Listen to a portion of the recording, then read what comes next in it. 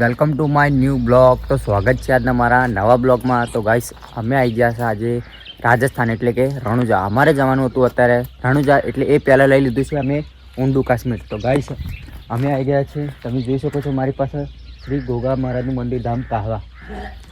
તો ગાઈસ અહીંયા આપણે વચ્ચે અમે નીકળતા હતા, આમથી આવ્યા ગાઈસ. તો હવે જવાનું છે અમારે આમ ઊંડા કાશ્મીર બાજુ. તો ગાઈસ વચ્ચે આવી ગયું છે આપણે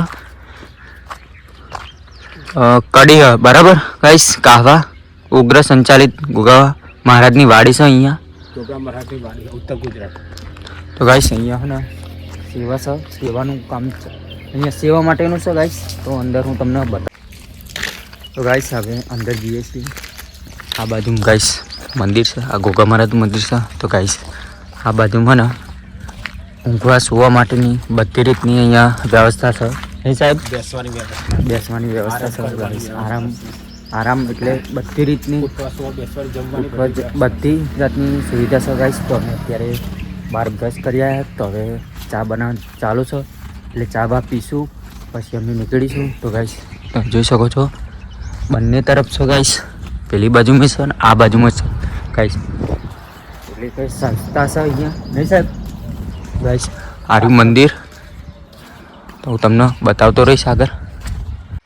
તો ગાઈસ મારી પાસે ગોગા મહારાજ મંદિર છે, તમે જોઈ શકો છો. આ બાજુમાં ગાઈસ આરામ ગૃહ છે, આ બાજુમાં છે ગાઈસ.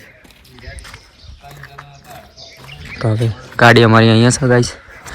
5 મિત્રો આવ્યા. તો ગાઈસ ફાઇનલી આપણે ચા બા પી લીધી છે.